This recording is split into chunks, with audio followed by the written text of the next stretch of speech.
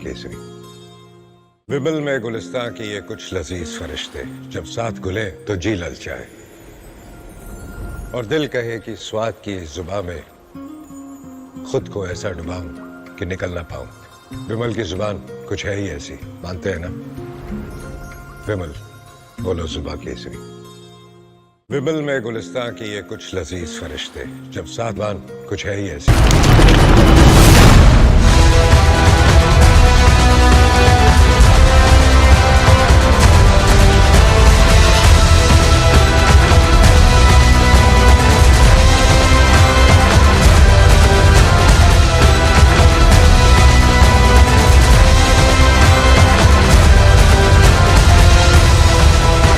बहुत स्वागत है आपका। आप देख रहे प्रहार, आपके साथ मैं हूं सलोनी श्रीवास्तव अजमेरा। और प्रहार में आज बात ऑपरेशन सिंदूर में हुए सनसनीखेज खुलासे की।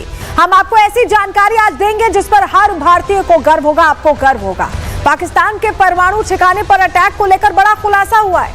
नूर खान एयरबेस के पास स्थित Pakistani nuclear command centre hit होने के बाद पाकिस्तान घुटनों पर आ गया। यानी पाकिस्तान की धरती जो बार बार भूकंप से डोल रही है, वो यूं ही नहीं डोल रही। पहली बार पाकिस्तान ने खुद ही अपने आधिकारिक दस्तावेज में खुलासा किया है कि भारत ने ऑपरेशन सिंदूर के दौरान जितना बताया उससे कहीं ज्यादा घात अटैक किया है। यानी बताया कम और मारा ज्यादा। बात सीडीएस के उस बड़े बयान की भी होगी जहां उन्होंने बताया कि 48 घंटे की लड़ाई को हमने 8 घंटे में निपटा दिया और आतंकिस्तान को सरेंडर करना पड़ा। ऑपरेशन सिंदूर की ताकत के इस नए पहलू पर पूरी जानकारी आपको देंगे। दूसरी खबर भी इसी से जुड़ी हुई है। पाकिस्तान में हालात बद से बदतर होते जा रहे हैं। गृह युद्ध में घिरे पाकिस्तान में अब भी सत्ता और आतंकियों की साठगांठ धड़ल्ले से चल रही है। आतंक और सत्ता के गठजोड़ की नई तस्वीर आपको दिखाएंगे। वहीं पाकिस्तान के कराची में सोमवार रात को ऐसा हंगामा हुआ कि पूरा शहर दहल गया। मलिर जिला जेल से 216 कैदी फरार हो गए। ये कोई साधारण जेल ब्रेक नहीं था, ये एक फिल्मी सीन जैसा था जिसमें भूकंप के हल्के झटकों ने जेल को जंग के मैदान में बदल दिया। वो तस्वीर भी आपको दिखाएंगे। तीसरी खबर भारत में छिपे गद्दारों पर एक्शन की। ऑपरेशन सिंदूर के बाद भारत में एक बड़े जासूसी नेटवर्क का पर्दाफाश हुआ है। आज ही पंजाब से एक और पाकिस्तानी जासूस गिरफ्तार किया गया जिसके फोन से 20 से ज्यादा आईएसआई एजेंट्स के नंबर मिले हैं। और क्या मिला है, कैसे कार्रवाई हो रही है, सब कुछ बताएंगे। और आखिर में बात करेंगे बकरीद पर छिड़ी नई चर्चा की। Green Holi, eco friendly Deepavali के बाद अब चर्चा वर्चुअल बकरीद की है। इस पर अलग अलग बयानों के बीच, राजनीति के बीच यूपी में कानून व्यवस्था भी ठीक रहे और त्योहार भी मनाया जाए, इसको ध्यान में रखते हुए मुख्यमंत्री योगी आदित्यनाथ ने कह दिया है कि बकरीद पर कुर्बानी को लेकर यूपी में गाइडलाइंस के तहत ही काम होगा। बताएंगे आपको क्या तैयारी है इसको लेकर। लेकिन चलिए सबसे पहले बात तबाही के उस सबूत की करने जा रहे हैं जो खुद पाकिस्तान ने हमें दे दिया। हमें कुछ करना भी नहीं पड़ा और सच्चाई खुद ब खुद अब सामने आ गई है। बता दिया है पाकिस्तान ने कि कैसे भारत ने ज्यादा मारा और बताया कम। अब बात इसी की।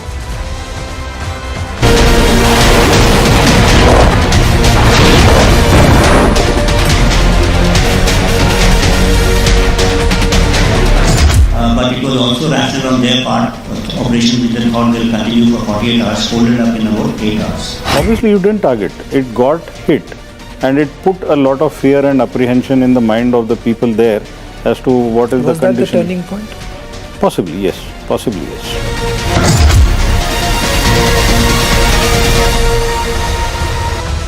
पाकिस्तान ने रहम की भीख क्यों मांगी? पाकिस्तान पूरी दुनिया में जाकर भारत से बात की पेशकश करने का रोना क्यों रो रहा है? क्यों सीज फायर को लेकर पाकिस्तान की डीजीएमओ की तरफ से कॉल आया हॉटलाइन पर? उन तमाम सवालों का जवाब अब मिल गया है क्योंकि इसके लिए हमें ज्यादा मेहनत मशक्कत नहीं करनी पड़ी। पाकिस्तान ने खुद यह कबूल किया है कि उन्हें इस नौबत पर लाने के पीछे भारत की वो बड़ी कार्रवाई थी जिसको लेकर वो रह रहकर अपनी आवाम को झूठ भी बोल रहे हैं। लेकिन इसी झूठ सच के खेल में अचानक ही सच की वो तस्वीर गलती से पाकिस्तान में निकलकर सामने आ गई है। कैसे वो तस्वीर साफ हुई, चलिए जानकारी आपको देते हैं। क्योंकि अब वो डोजियर सामने आ गया है जिसमें बड़ी बात कही गई है, जिसमें बताया गया है कि कैसे जमकर तबाही हमने मचाई है और नुकसान पहुंचाया है। आपको बताएं कि पाकिस्तान के डोजियर में यह माना गया है कि भारत ने ऐसा भयंकर एक्शन लिया कि सब कुछ तहस नहस हो गया। सबसे बड़ी गवाही कैसे पाकिस्तान से आई है जान लीजिए। आपको बताएं, पाकिस्तान में तबाही की सबसे बड़ी गवाही अब सामने आ गई है। ऑपरेशन सिंदूर को लेकर पाकिस्तान का कबूलनामा सामने आ गया है। पाकिस्तान के डोजियर से बड़ा खुलासा हुआ है और यह बताया गया है उस डोजियर में कि 20 नहीं बल्कि 28 जगहों पर भारत ने अटैक किया। बताए गए ठिकानों से ज्यादा ठिकानों पर अटैक हुआ है। जो भारत ने डिटेल दी थी उससे ज्यादा अटैक हुआ है। पाकिस्तान खुद ये कबूल कर रहा है। पाकिस्तान ने 8 और जगहों पर हमले की बात को कबूल कर लिया है और बताया है कि भीषण तबाही इसके जरिए हुई है। चलिए आपको जरा बताते हैं कि डोजियर में क्या लिखा है, क्योंकि डोजियर में एक एक सच्चाई, एक एक सबूत सामने आ गया है। एक एक बात लिखी हुई है कि कैसे अलग अलग जगहों पर भयंकर तबाही, भयंकर नुकसान हुआ है। चलिए डोजियर खुल रहा है, आपको जरा बताते हैं। पहले पन्ने पर लिखा है कि भारत के हमले से तबाही मची है, अटैक भीषण था। दूसरे पन्ने पर लिखा है कि 20 नहीं 28 जगह अटैक हुए, 28 जगह हमले हुए हैं और 8 और जगहों के नाम उनकी तरफ से बता दिए गए। जो हमारे अधिकारियों ने नाम दिए थे उसके अलावा 8 और जगह हैं जिसके नाम बताए गए हैं और जितना बताया गया है उससे ज्यादा नुकसान हुआ है। ये भी डोजियर में पाकिस्तान खुद कबूल कर रहा है। पेशावर से अटक तक हमला हुआ है। अलग अलग शहरों का जिक्र आ रहा है कि कहां कहां और अटैक हुआ है। और देखिए, जब प्रेस कॉन्फ्रेंसेस का दौर चल रहा था ऑपरेशन सिंदूर को लेकर, तो एयर मार्शल तो कह रहे थे कि हम ये सोचेंगे नहीं, हमें जो करना है वो करेंगे, हम गिनती नहीं करने वाले। जरा सुनिए उस वक्त एयर मार्शल ने क्या कहा था। How many casualties? How many injuries? Well, to start with, our aim was not to inflict casualties, but in case there have been, it is for them to count. Our job is to hit the target, not to count the body bags.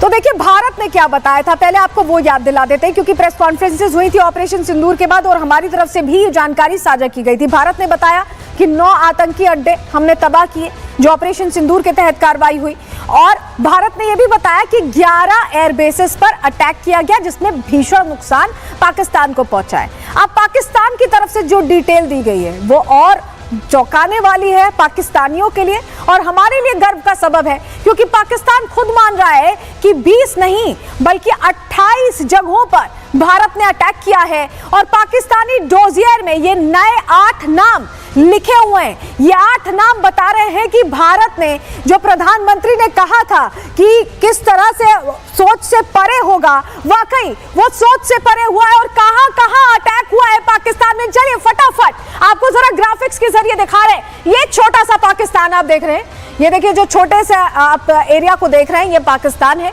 और ये जो dossier में 8 नाम mentioned है कि 28 जगहों पर, 20 जगह हमने आपको बताई पहले ही, ये 8 और जगह हैं जहां पर अटैक हुआ है। पेशावर है, अटक है, पाकिस्तान का गुजरात है, बहावलपुर है, झांग है, छोर है और हैदराबाद है। ये वो जगह है जहां पर अटैक हुआ है। तो आप समझिए कि पाकिस्तान कितनी भी कोशिश कर ले हार छुपाने की, हार तो छुपी नहीं बल्कि सच्चाई चीख चीख कर सामने आ गई कि कैसे पाकिस्तान को तहस नहस करने वाले प्लान पर भारत ने काम किया और पूरी दुनिया में एक्सपोज करते हुए अपनी ताकत भी दिखा दी है। रिपोर्ट इसी से जुड़ी आपको दिखा रहे हैं।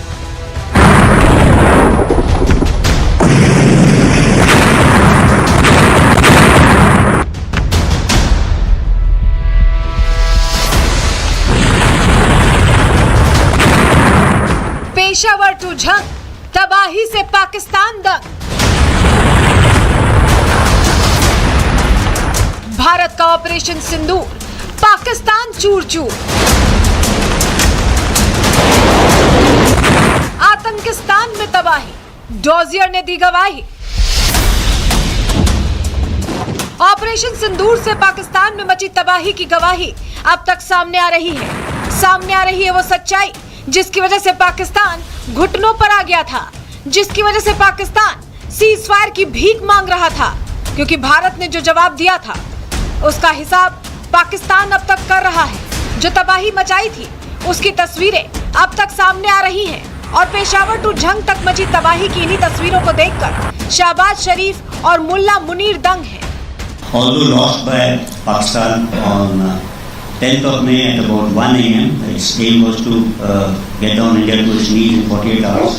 Multiple attacks were launched, and in some manner they have escalated this conflict, which we had actually hit only terror targets, but also into the military domain.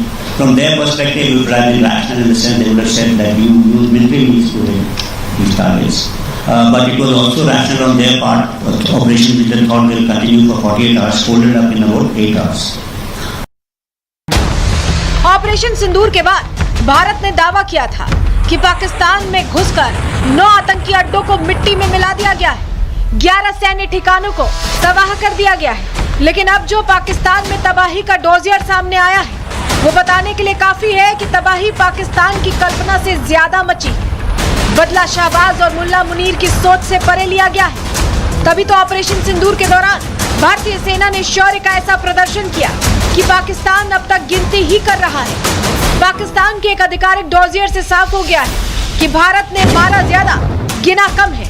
तभी तो पाकिस्तान अब कबूल कर रहा है कि भारत ने उसके घर में घुसकर 20 से ज्यादा ठिकानों पर हमला किया है। पाकिस्तान के ऑपरेशन बनियान उन मरसूस पर डोजियर में खुलासा हुआ है कि भारतीय सेना ने बताए गए ठिकानों से कम 7 से ज्यादा ठिकानों पर हमला किया है। ये वो ठिकाने हैं जिनका पिछले महीने हवाई हमलों के बाद प्रेस ब्रीफिंग में भारतीय वायुसेना ने नाम नहीं लिया था। हालांकि फिर भी पाकिस्तान कई बार अपनी हार छिपाने के लिए ऑपरेशन सिंदूर पर झूठ बोल चुका है, लेकिन इस बार उसके ही डोजियर ने झूठ का पर्दाफाश कर दिया है। डोजियर से साफ पता चला है कि भारत ने काफी अंदर तक घुसकर जवाबी कार्रवाई की थी और इस दौरान केवल 20 ठिकाने ही नहीं बल्कि 28 जगहों पर अटैक किया था, जिससे आतंकियों को पालने वाले आतंकिस्तान को भारी नुकसान हुआ था। और यही वजह थी कि इस्लामाबाद ने खुद नई दिल्ली में फोन करके रहम की भीख मांगी थी। Bureau report, Republic Bharat. इस बीच खबरें ये आई कि पाकिस्तान में बार भूकंप के झटके आ रहे हैं। जरा उससे जुड़ी जानकारी आपको दे दें और फिर बताएंगे कि ये जानकारी क्यों दे रहे हैं। ऑपरेशन सिंदूर के बाद पाकिस्तान में देखिए हड़कंप मचा हुआ है। अभी जो हालात है, कई दिनों से यहाँ पर लगातार भूकंप के झटके आ रहे हैं। पाकिस्तान के कराची में झटके महसूस किए गए हैं और 24 घंटे के अंदर जो डेटा हमारे पास आया है, 10 बार कराची में भूकंप आया, 10 बार। आप सोचिए, भूकंप की वजह से पूरे पाकिस्तान में दहशत है। लोग सोच रहे हैं कि हो क्या रहा है। पाकिस्तान में भूकंप आने की वजह हालांकि साफ नहीं हो पा रही, क्योंकि 24 घंटे में 10 झटके बहुत बड़ी बात है। पाकिस्तान के जो मौसम वैज्ञानिक हैं वो आशंका जाहिर कर रहे हैं, कह रहे हैं कि अगले 2 दिन और भूकंप आ सकते हैं और भूकंप आने का अनुमान है। कराची में ही मौजूद है पाकिस्तान का न्यूक्लियर प्लांट, ये भी जान लीजिए आप। और न्यूक्लियर प्लांट में हरकत होने का शक जाहिर किया जा रहा है कि क्या वहां कुछ ऐसा चल रहा है जिसके चलते भूकंप आ रहा है। और इसी से जुड़ी बड़ी जानकारी आपको दे रहे हैं, बड़ी खबर आपको बता रहे हैं कि किस तरह से पाकिस्तान के न्यूक्लियर कमांड सेंटर हमले पर खुलासा हुआ। ये बहुत बड़ा खुलासा रिपब्लिक भारत कर रहा है। नूर खान बेस के पास मौजूद है न्यूक्लियर कमांड सेंटर और ये हिट हुआ है। ये ऑपरेशन सिंदूर के दौरान हिट हुआ है। पाकिस्तान का ये परमाणु ठिकाना निशाना बन गया, निशाना नहीं बनाया गया था लेकिन हिट हो गया है। ये बहुत बड़ी खबर है और रक्षा मंत्रालय की मुख्य सलाहकार विनोद जी खंडारे ने यह खुलासा किया है रिपब्लिक भारत से एक्सक्लूसिव बातचीत में। उन्होंने ये बताया है, आपको बताया कि मिनिस्ट्री ऑफ डिफेंस में रक्षा सलाहकार है, मुख्य सलाहकार है और उनसे बातचीत में ये बहुत बड़ी खबर है कि जो नूर खान एयरबेस है उसके बिल्कुल करीब इनका न्यूक्लियर कमांड सेंटर है जो कि हिट हो गया। हमने टारगेट नहीं किया लेकिन वो हिट हुआ है। क्या कहा है मुख्य सलाहकार ने मिनिस्ट्री ऑफ डिफेंस के, सुनिए जरा बड़ा खुलासा। There was a lot of talk happening that the nuclear sites were also being targeted. Was that true? Did we actually manage to at least come very close or somewhere close? Okay, you remember what the DG Air Ops mentioned. In fact, media person asked him that, did you target? And he said, you tell me. So obviously at the international level, are you going to say that you targeted? Obviously you didn't target. It got hit and it put a lot of fear and apprehension in the mind of the people there as to what is the condition. Was that the turning point? Possibly, yes. Possibly, yes.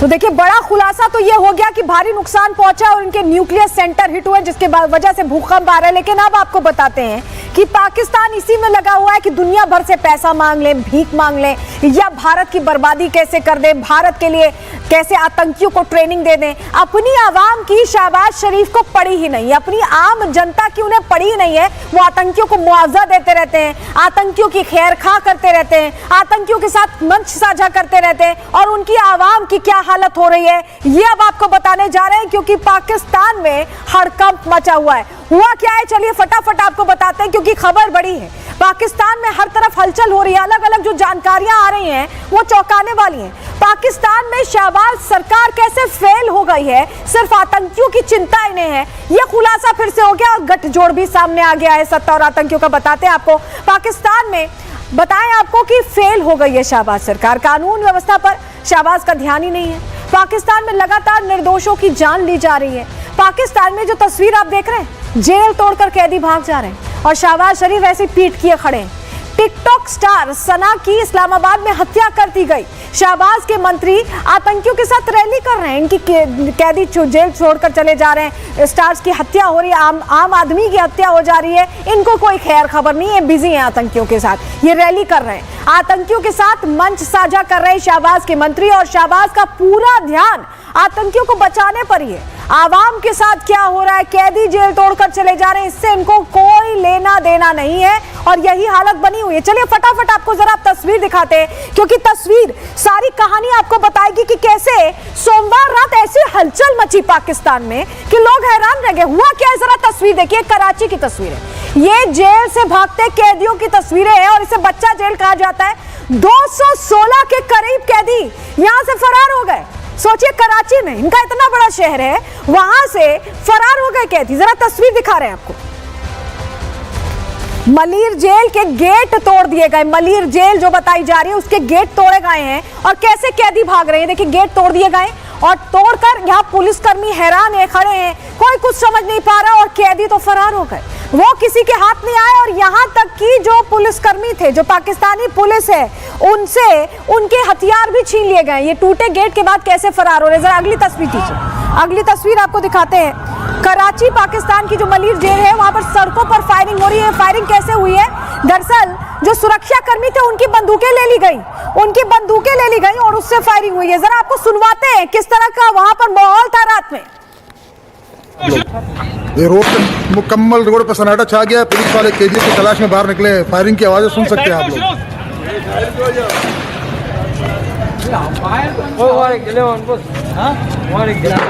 वो एक कैदी को पकड़ के लेके जा रहा है पुलिस वाला, मेरा कैमरा जूम नहीं हो रहा।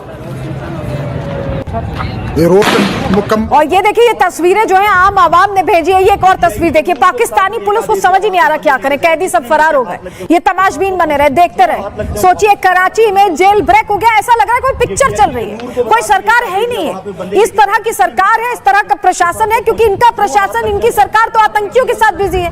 आम जनता की सुरक्षा या कोई व्यवस्था देखने की इनकी पड़ी कहाँ है। अगर अगली तस्वीर भी दिखाते हैं, अगली तस्वीर देखिए, जहां मलिर जेल में तोड़फोड़ हुई है, क्योंकि आतंकी जब फरार हो रहे थे तो उन्होंने सब तहस नहस कर दिया है। इसी जेल में रह रहे थे, इसी जेल में इन्होंने मौका देखा और फरार हो गए, और हड़कंप मचा के फरार हुए हैं। और पता नहीं अब कहां कहां पाकिस्तान की सड़कों पर ये अपराधी घूम रहे हैं, क्योंकि कैदी तो वही होगा ना जो अपराधी होगा, और वो अपराधी घूम रहे हैं अब, और किसी को कोई पड़ी नहीं है। ये हालत है पाकिस्तान की, कैसे ये फरार हुए, जरा पूरी इनसाइड स्टोरी आपको बता देते हैं। पाकिस्तान में भूकंप आने से जेल की दीवार टूट गई, और कराची का मलिर जेल है, यहाँ पर 216 कैदी, 200 कैदी करीब भागे हैं, संख्या ज्यादा भी हो सकती है। जेल की दीवार तोड़कर ये कैदी फरार हो गए, और कैदियों ने पुलिस कर्मियों पर अटैक कर दिया, इस बीच हमला कर दिया। पुलिस कर्मियों के हथियार भी ये छीन कर फरार हुए, आपने देखा कैसे फायरिंग कर रहे थे। जेल अधिकारियों को कैदियों ने बंधक बना लिया, और जेल ब्रेक की घटना में पुलिसकर्मी घायल हो गए, वो संभाल नहीं पाए हालातों को। कई कैदियों के घायल होने की भी खबर है। कैदियों को रोकने के लिए सेना ने फायरिंग की, लेकिन हालात नियंत्रण में नहीं आ पाए। इस तरह की हालत बनी। जरा और तस्वीरें आपको दिखाते हैं क्योंकि तस्वीरें अहम हो जा रही हैं।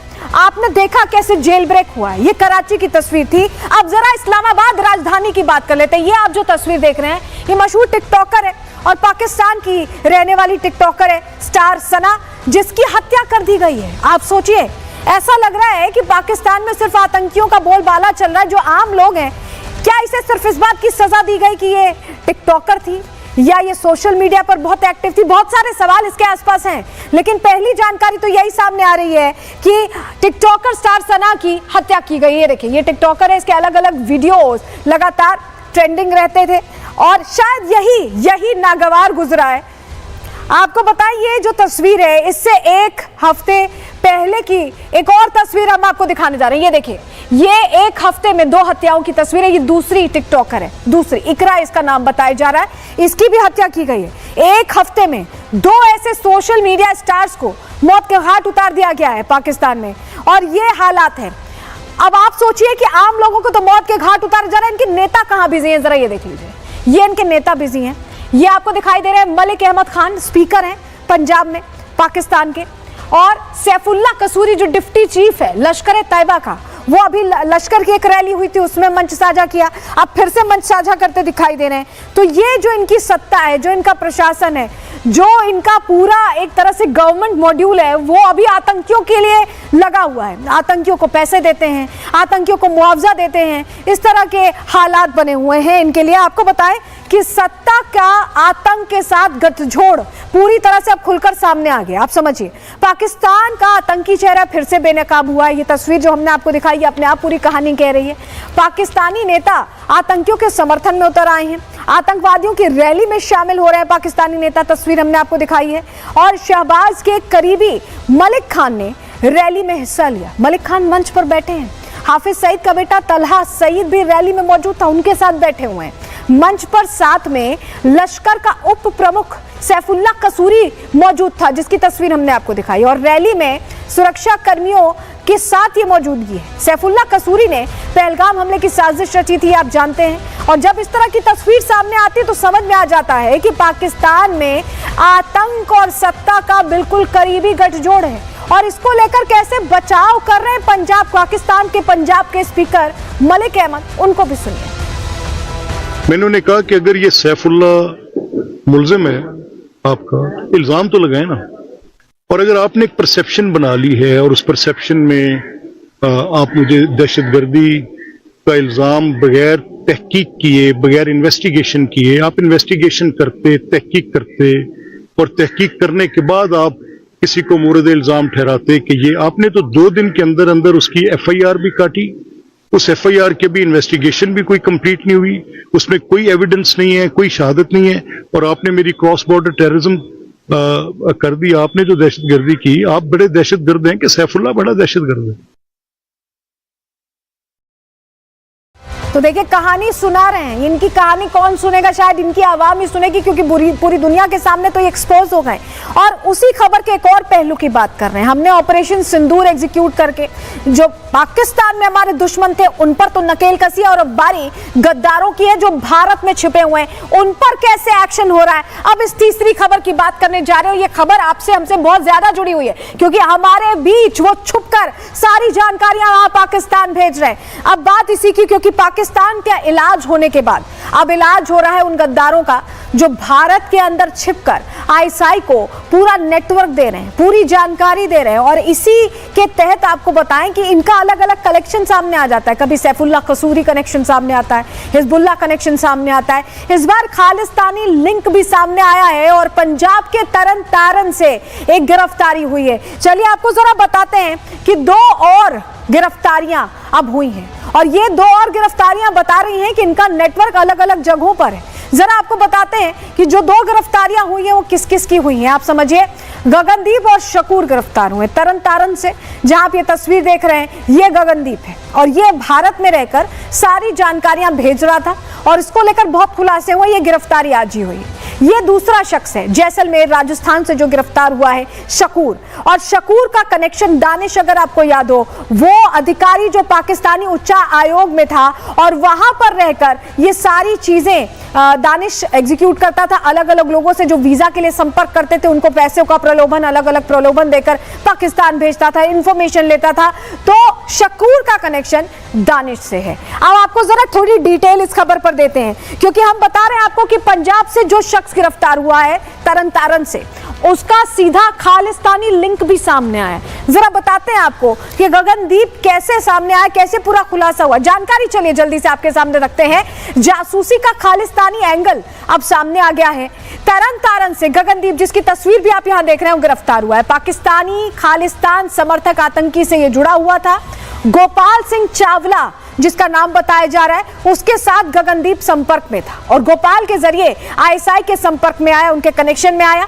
ऑपरेशन सिंदूर के दौरान काफी एक्टिव था गगनदीप बताया जा रहा है और सैन्य ठिकानों और मूवमेंट की जानकारियां यह पाकिस्तान को भेजा करता था, पूरी डिटेल उनको साझा किया करता था। जरा अब आपको तस्वीर दिखाते हैं क्योंकि गिरफ्त में गद्दार आ चुका है गगनदीप की। आप तस्वीर भी देख लीजिए। अब इससे गहन पूछताछ होगी। ये देखिए, यही वो शख्स है जो अभी नजरें छिपा रहा है ना, इसने सारी जानकारियां साझा की हैं, अलग अलग लोगों से जुड़ा रहा है। अब इनसे तमाम जानकारियां जुटाई जाएंगी कि और कौन कौन से लोग हैं जो ऐसे ही गद्दार बनकर भारत में छिपे बैठे हैं और जानकारियां आगे बढ़ा रहे हैं। अब इनसे जानकारी जुटाई जाएगी। जरा आपको बताते हैं कि गगनदीप के फोन से क्या क्या अब तक मिल गया है। पंजाब पुलिस को कई अहम सुराग मिले। गगनदीप के मोबाइल फोन में कई सबूत सामने आए। मोबाइल में 20 से ज्यादा पीआईओ के नंबर मिले। गगनदीप आईएसआई के एजेंट्स के सीधे कांटेक्ट में था। मामले की फाइनेंशियल और टेक्निकल जांच फिलहाल की जा रही है। गगन के अकाउंट में 8 बार बाहर से पैसे आए, बाहर से ट्रांजैक्शन हुआ है, इंडिया के बाहर से। और गगनदीप को नशे की लत भी है। आरोपी गगन के ड्रग पैडलिंग कनेक्शन की भी जांच की जा रही है कि क्या ये ड्रग पैडलर भी था, क्या ये इस तरह से पैसों का लेन देन भी कर रहा था। तमाम सवाल हैं। इसको लेकर एसएसपी तरन तारन अभिमन्यु राणा क्या कह रहे हैं, सुनिए जरा। इससे 2 मोबाइल बरामद हुए हैं। जब उसकी जांच की गई तो उसमें तकरीबन 20 से ज़्यादा पाकिस्तानी इंटेलिजेंस ऑफिसर्स के नंबर सामने आए हैं और जो पाकिस्तानी प्रो खालिस्तानी एलिमेंट है गोपाल सिंह चावला, उसके साथ भी इसकी बात होनी जो है तस्दीक हुई है। ये तकरीबन 5 साल से ये पता लगा कि 5 साल से ही पाकिस्तानी इंटेलिजेंस ऑफिसर के साथ टच में था। ऑपरेशन सिंदूर जब शुरुआत हुई थी तो पाकिस्तान इंटेलिजेंस ऑफिसर्स की तरफ से इसको एक्टिवेट किया गया था कि भाई आर्मी की मूवमेंट बारे, आर्मी की पोस्ट बारे या जो अपनी एयरफोर्स है उसकी मूवमेंट बारे इंफॉर्मेशन शेयर की जाए। तो इसके मोबाइल को चेक करने से ही पता चला है कि ये काफ़ी सेंसिटिव इन्फॉर्मेशन, काफ़ी क्लासिफाइड इन्फॉर्मेशन उनके साथ शेयर कर रहा था।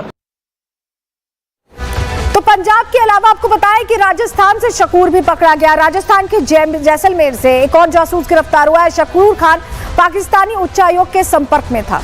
एहसान उर रहीम उर्फ दानिश, जिसका जिक्र मैं कर रही थी, उससे जुड़ा हुआ था। यह अधिकारी था जिसे 48 घंटे में भारत छोड़ने का अल्टीमेटम जब ऑपरेशन सिंदूर नहीं हुआ था तभी दे दिया गया था।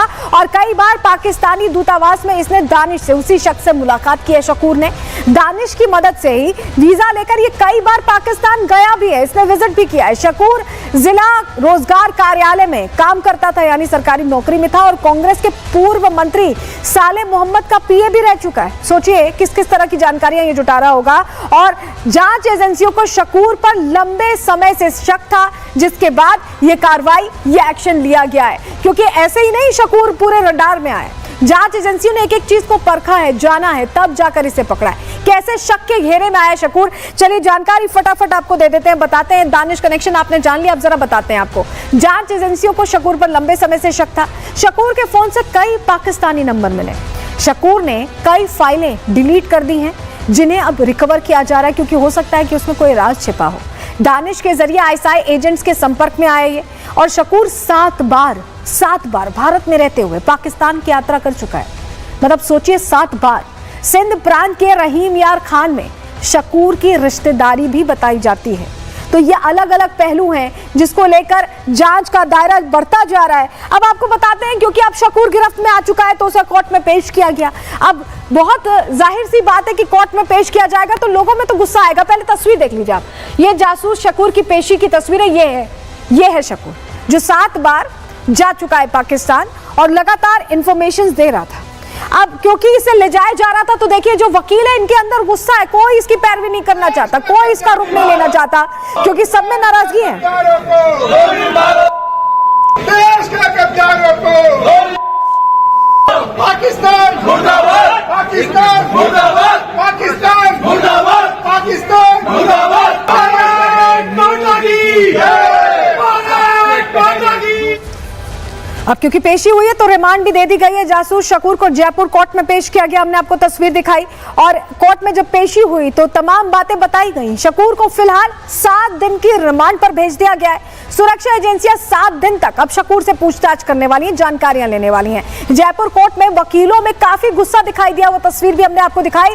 शकूर के खिलाफ जमकर नारेबाजी हुई है और पाकिस्तान के हमदर्दों को पाकिस्तान जाने की नसीहत यहाँ के स्थानीय लोग देते दिखाई दिए। जो वकील थे मौजूद वो देते दिखाई दिए, क्योंकि उनको लग रहा है कि इस तरह के पता नहीं कितने गद्दार हमारे बीच रह रहे हैं, हमारे बीच छुपे हुए हैं। ऐसे में इन्हें जल्द से जल्द पकड़ में लिया जाए, इसको लेकर उनकी मांग है। इस बीच स्पेशल सीपी इसको लेकर क्या कह रहे हैं, उन्हें सुनिए। शकूर खान है जो कि जैसलमेर में रोजगार कार्यालय में सहायक प्रशासनिक अधिकारी हैं। उनको कुछ जो देश विरोधी गतिविधियों में अरेस्ट किया है, जिसमें प्राइमा फेसी जो उनके मोबाइल से हैं, कनेक्टिविटी मोबाइल की आउटगोइंग है, कुछ फोटोग्राफ्स है, उनको काफ़ी दिनों से ट्रैक किया गया था और उन एविडेंसेस के बिहार पे उन्हें अरेस्ट किया है। श्रीमान न्यायालय द्वारा 7 दिन का पुलिस कस्टडी उसमें स्वीकृत की है। तो देखिए, जहां जासूस पकड़े जा रहे हैं वहीं घाटी में ऐसे गद्दारों के मददगारों पर भी कार्रवाई हो रही है। कैसे कार्रवाई हो रही है जरा आपको बताते हैं। एलजी मनोज सिन्हा ने बड़ा एक्शन ले लिया है और 3 सरकारी कर्मचारियों को बर्खास्त किया गया। इनका सीधा सीधा कनेक्शन गद्दारों के साथ था, लश्कर और हिजबुल मुजाहिदीन के आतंकियों के साथ इनका लिंक था। बर्खास्त किए गए कर्मचारी अभी जेल में बताए जा रहे हैं। आतंकी संगठनों को ये ग्राउंड सपोर्ट देते थे, जो ओवरग्राउंड वर्कर्स थे उन्हें मदद देते थे। और मलिक इशहाक नसीर था पुलिस कांस्टेबल, जो पहला शख्स है। दूसरा शख्स एजाज अहमद स्कूल में सरकारी शिक्षक था। तीसरा शख्स वसीम अहमद खान मेडिकल कॉलेज में तैनात था। इन 3 लोगों पर एक्शन लिया गया है, कार्रवाई की गई है। और आप समझिए, इसी के साथ हम बता रहे हैं कि जो भी भारत को इस तरह से देखेगा कि वो चाहे कि नुकसान पहुंचाए, तो उसका हिसाब पक्का होने वाला है। और अब अगली खबर की बात करेंगे। तस्वीर आप देखिए, कुर्बानी पर अब कोई भी मनमानी नहीं चलेगी।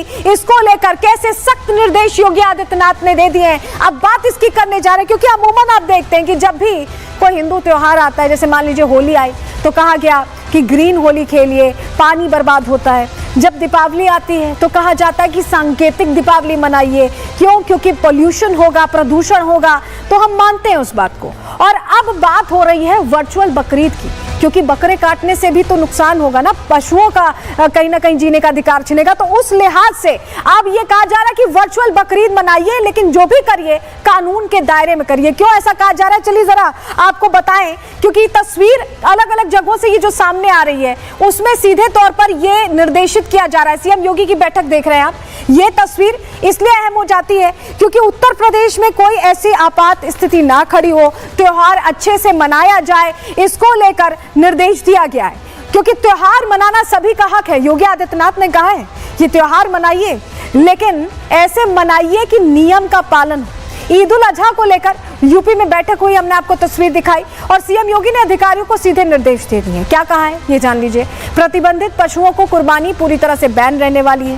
पहले से तय जगहों पर कुर्बानी होगी, ये भी उनकी तरफ से कह दिया गया। सड़क पर नमाज पढ़ने पर भी पाबंदी रहेगी और खुले में मांस की बिक्री पर रोक रहने वाली है। सभी जिलों के अधिकारियों को सख्त निर्देश इससे जुड़े जारी कर दिए गए हैं। यानी अगर आप बकरीद मना रहे हैं, बेशक मनाइए, लेकिन कहीं भी कोई गलती नहीं होनी चाहिए, नियमों का पालन होना चाहिए। त्योहार सभी के लिए, त्योहार सभी मनाएं, लेकिन नियमों के साथ। रिपोर्ट देखिए।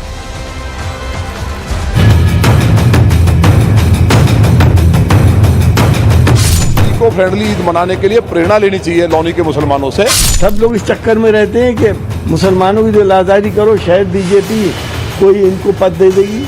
हमारे धर्म को जाने बगैर हमारे ऊपर ये आरोप लगाना गलत बात है।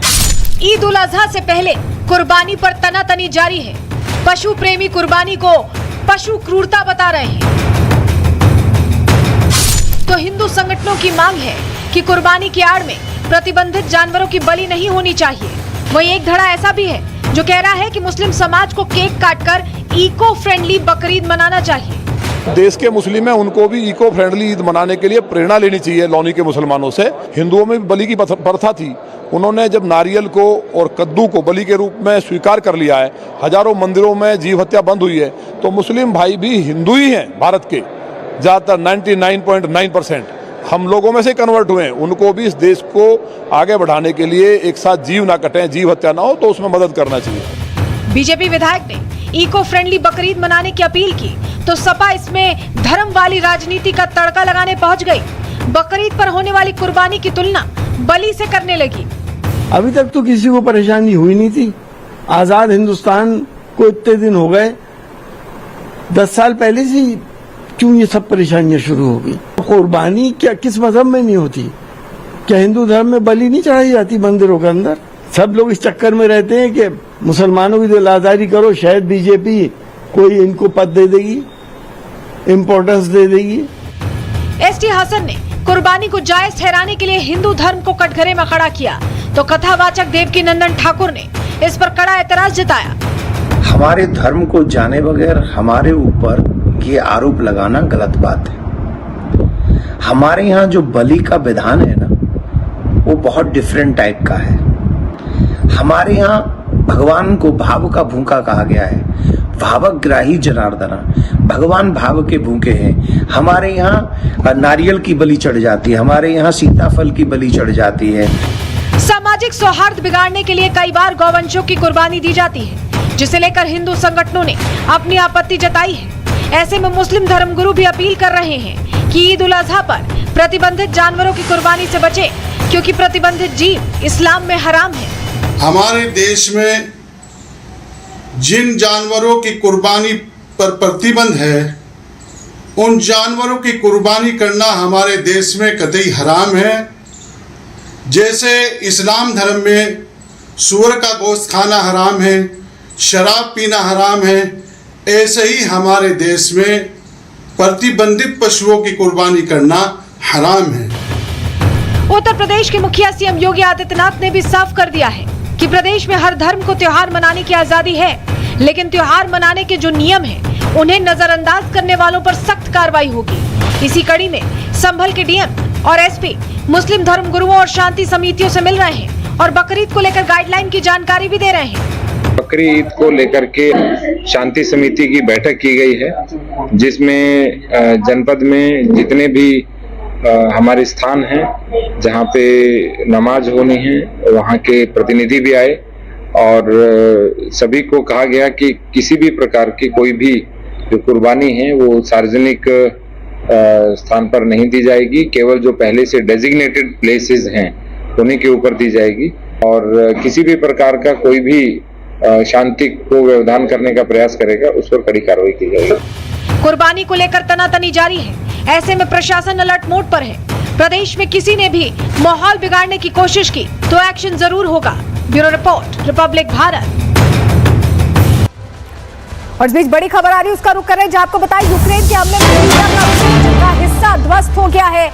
यूक्रेनी खुफिया एजेंसी एसबीयू ने ब्रिज का हिस्सा उड़ा दिया है। क्रीमिया ब्रिज के अंडर वाटर सपोर्ट पर यह धमाका हुआ है और करीब 1100 केजी विस्फोटक से यह पुल उड़ाया गया। देखिए, बहुत भयंकर तबाही यूक्रेन ने फिर से यहां मचाई और क्रीमिया ब्रिज का हिस्सा ध्वस्त हो गया। अब आवाज सुनिए, क्या भीषण धमाका हुआ है, सुनिए जरा।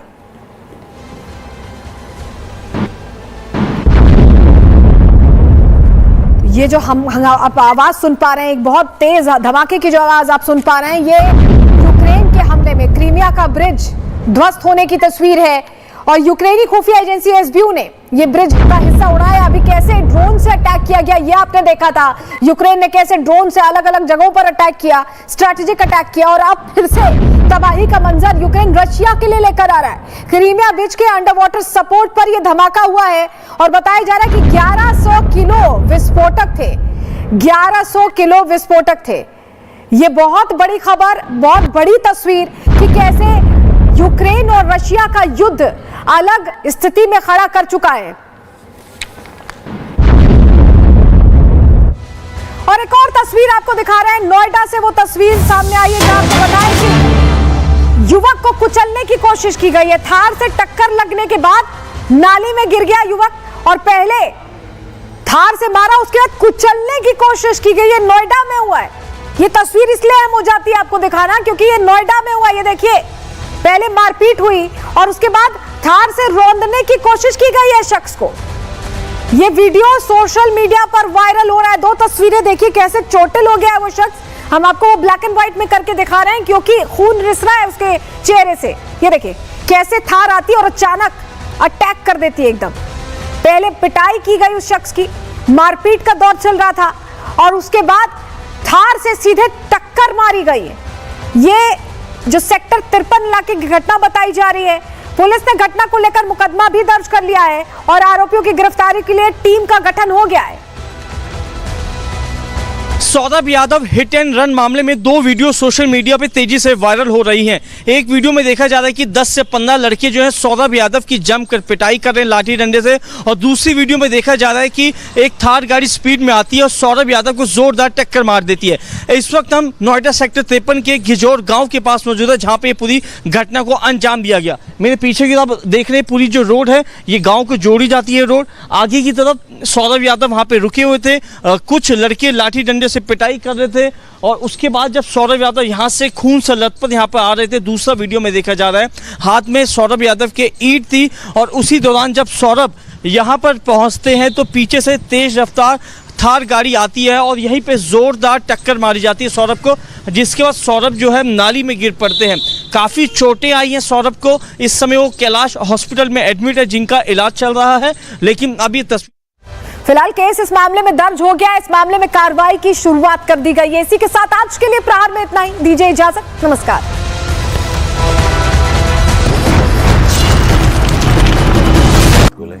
दादी के हाथ विमल में गुलिस्तां के ये कुछ लजीज फरिश्ते जब साथ घुले तो जी ललचाए और दिल कहे कि स्वाद की जुबान में खुद को ऐसे डुबाऊं कि निकल ना पाऊं। विमल की जुबान कुछ है ही ऐसी, मानते हैं विमल, बोलो जुबान कैसी। विमल में गुलिस्तां के ये कुछ लजीज फरिश्ते जब साथ घुले तो जी ललचाए